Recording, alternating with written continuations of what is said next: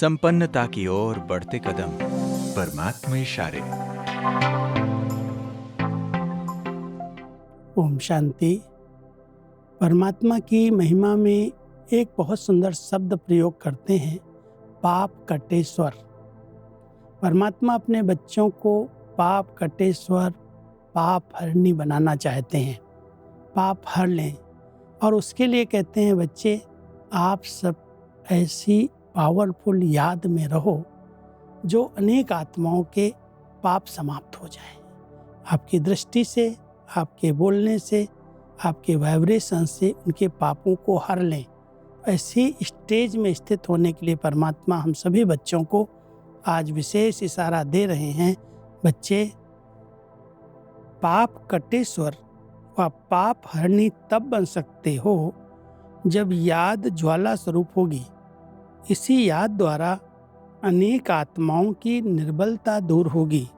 इसके लिए हर सेकंड, हर श्वास बाप और आप कंबाइंड होकर रहो। कोई भी समय साधारण याद न हो।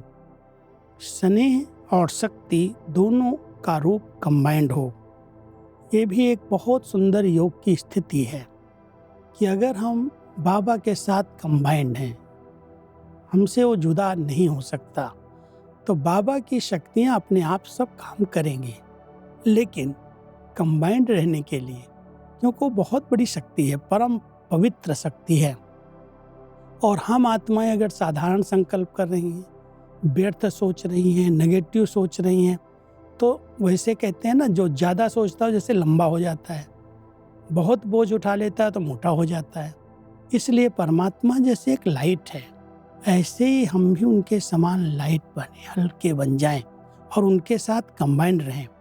साथ साथ दो स्वरूप हमारे बहुत अच्छे कंबाइंड हैं। सिर्फ स्नेह ही नहीं बने या सिर्फ शक्तिशाली नहीं बन जाए, स्नेह और शक्ति का कंबाइंड रूप हो।